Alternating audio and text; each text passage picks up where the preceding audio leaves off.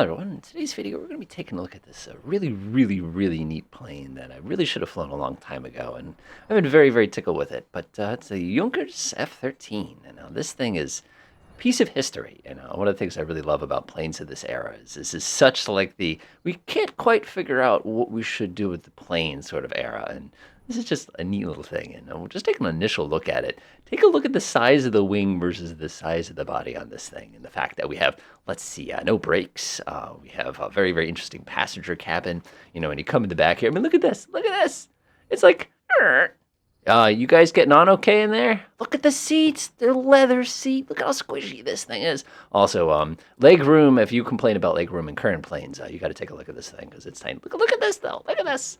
You got the old school corrugated. I mean, like, this reminds me of like the later Junkers, the 52 there. So it's like I said, pretty cool. So I've flown this thing a little tiny bit, enough to basically kind of be able to kind of go without like, something too excessive.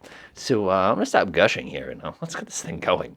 So one thing I noticed right away is, especially looking at the later Junkers, you can actually see these kind of like old school wood handles and everything like that. And look at the instrumentation. I mean, like, this thing is like a steampunk airplane basically, which kind of doesn't surprise me given the ages. I mean, like, you look at some of the handles here, and you've got your mixture control. I mean, look at the mixture. Like, how are you not going to get those two confused there? It's like you're basically asking for trouble, kind of a thing like that. So for getting this one started, normally what I would do, of course, is I'd go ahead and run through and start it. But I'm actually going to get the checklist because I'm nervous I'm going to miss something on how old this thing is. So let's actually go through the motions safely here, just in case, because I don't want to accidentally. Let's see, fuel selector looks good, fuel quantity indicators. Look at this thing. Look at this. It's just, it's just so old school. All right, let's see here. The throttle, we've got the idle position. These guys feel pretty good to me. Before starting engines, let's go ahead and check. I played with this a little bit before. I love these little like new checklist board things that a lot of these aircraft have. Of course, we can sit there. We'll top off the oil real quick. That looks pretty good. Apparently, I just blew some of the oil off the side there. Oh, well. Let's go ahead and set the chocks. The doors look pretty good. Luggage cart all looks pretty good. Plenty of gas on board. Pop onto page 2. It's going to go ahead and give me an air start, and just in case one of these sort of things happens. We have some safe air speeds. I love this. Maximum demonstrated crosswind velocity 12 knots. That's wishful thinking. Now, one of the things I discovered in operating this aircraft a little bit already is just how it doesn't slow down. It's such a classic airplane that it makes it a little challenging in that sense. Let's see here. Back to takeoff run. Best rotation speed is 103. Best glide speed. Notice the final approach speed here is 124 kilometers an hour. That's absurd. I was playing around with this thing, and it just does not land at those speeds. So I'm actually probably going to come in a little bit slower than that. All right, chocks are in place. That's kind of the important part here. We'll go to engine start. Mixture rich. I think I got that already. Yep. Manual fuel pump. Look at this fuel pump. It's a wooden handle, like something that belongs on the edge of a table here. Throttle 1 centimeter. That's about 1 centimeter. Ignition as required. Let's go ahead and turn that on. Look at this. It's a knife switch, like knife switch. Magneto set. We'll go ahead and pop them over to position 2. Engine starter. I like the starter on this thing. Look at this. It's like you just sort of crank it. Watch this.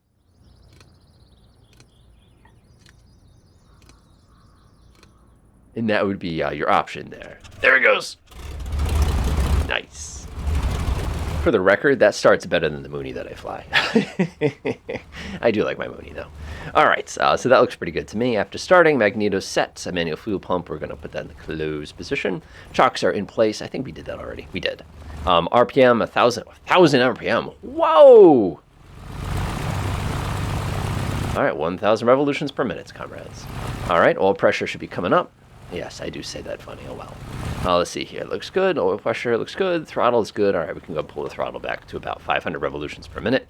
We don't have the little U. Oh, yes, we do. Yes, we do. Yes, we do. The U per minute, like typical of the drone ones. All right, taxi looks good. Area is good. Cowl flap should be full open. I think this is handle right here. That looks pretty good to me. Run up. I'm not going to worry about the run up too much, but I will go ahead and take a couple minutes to open all these options. Takeoff, let's see, that looks good, that looks good, that looks good. We just got to make sure manual fuel pump gets closed. All right, that's all set. Let's take this thing for a spin. Go ahead and shut that sucker off. We can go ahead and pass that away. Goodbye. I don't know why, but that reminds me of something that you'd like see like in like Mist or something like that. Just something about the animation here. I love how the pitch trim on this thing is like a kind of a guy like that, and just like the pedals are like, oh man, this is so. All right, let's get going here.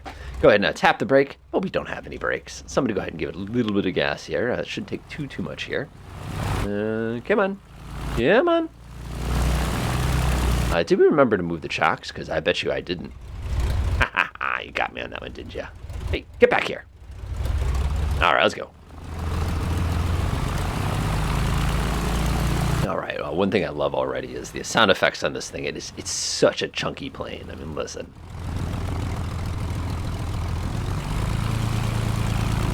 So chunky. Now, I know what you're thinking. You're looking at this road here, and you're going, this must be the runway. It's not. This is actually a main road. The airport itself is actually right there on my left. That little building there is like kind of like the little clubhouse sort of a thing. This is actually a regular road. The runway itself, if you take a look over that twin-engine plane is, that grass strip is the runway. It's not at all this little road right here. That's actually just like a regular road. And I always find this kind of a silly little airport. As they say, a Microsoft Flight Sim kind of a thing. All right, get ourselves all nice and lined up here. Looking pretty good. I want to press the brake, but the brake doesn't do anything. All right, go ahead and skid it. One of the tricks I've already learned, though, is you can skid the plane. All right, full power. Let's go. Kind of a zzz. Love how the tail gets a little light, and we're up. That's it. Man, that's a short takeoff plane. Whoa. All right, now that we're airborne with this thing, just a couple things that I noticed right away. For one, oh man, you really got to crank on the controls in order to get this thing to turn. You know, we have no ball for coordinating. But if I tap the, look at this, I tap the rudder, that's about, I don't know, a couple centimeters, and it snaps the nose around. So we must have a gigantic rudder on this. It doesn't look like it to me. But wow, that is quite a bit. I'm going to go ahead and pull to the right here. And yes, I know that we did forget to go ahead and set up the manual fuel pump just in case it's something that we needed. But I'm not going to stress about that too much. Like I said, we're cruising along pretty well. So initial reactions, let's snap it hard to the left. Oh yeah, that's hard to the right. Ooh. I love the fact that the exhaust pipe is like right there, like interface kind of a thing like that. Just what we need. All right, let's go ahead and back the throttle up just a tiny bit. And again, I love how the throttle is like just a little nub right there. Nice. All right, we'll get it down to about, let's say call 1500 RPM, I think is what it said in the book that we're supposed to be using there. And we're on our way. So things I always like to check out for any aircraft that I'd be reviewing or experimenting with or anything like that is I'm always going to be very, very interested in how easy it is to get the plane nice and trim and level. I'm heading basically due south here. We're up in northwest Massachusetts, by the way, in case you're curious. And what I'm doing now is I'm just playing the trim game here to try to get that thing as trimmed as I possibly can. Let go of the controller. You can see I'm slipping slightly. Actually, it's pretty stable in pitch, but there's definitely a noticeable right turn tendency in this aircraft.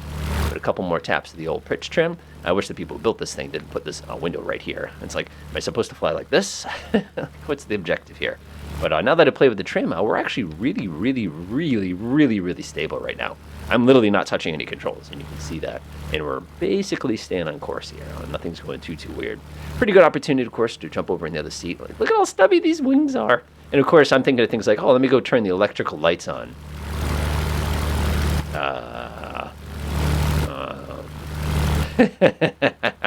That's exactly what you'd expect, kind of thing like that. We just don't even have it. Now I'm starting to drift a little more and more to the right, which is okay. It's kind of what I expected. Swing back this way. Looks like our cruise speed here is going to be right around 140 kilometers an hour. So it's basically 70, 80, 90 knots-ish. It's definitely not a fast aircraft. Now that we're cruising, of course, probably a good time to go ahead and slam and close the cowl flaps. One thing I'm so tickled, though, is if you look at the front of this thing, it's like kind of like, just look at the engine on this thing. It's like something they got off like a Model A and they just chucked it in there. And I love these little windscreens. It's like, that's wishful thinking, man. Wishful thinking that you got going on right there. So this is really, really cool. I can't wait to try this thing on the landing. All right, this should be interesting. I went and found ourselves a nice long piece of tarmac for the purposes of landing this thing. I get the feeling it's going to be rather challenging. Now, the book says the approach speed is something like, what was it, 120 kilometers per hour? That seems like a bit much. Just kind of thinking about this aircraft in general, especially because we have no drag devices on this one, and we're dealing with a Flight Sims model here. So I'm going to go ahead and stick my head up just a little bit. We'll use the Think system to land this thing. Actually, this is even better if I stick my head down just a little bit.